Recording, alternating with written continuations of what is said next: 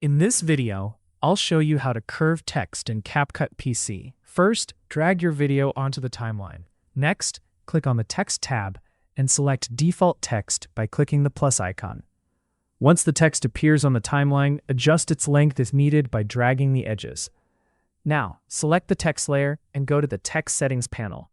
Scroll down until you find the Curve option and enable it by checking the box. After that, use the curved slider to adjust the curvature of your text. You can drag the slider to the right to create a curved effect or to the left for the opposite direction. Feel free to adjust the curve until you get the look you want.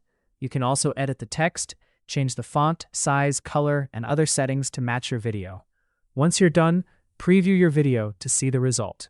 As you can see, the text is now curved and looks much more stylish, and that's how to curve text in CapCut PC. If this tutorial helped you, be sure to leave a like and subscribe for more CapCut tips and tutorials.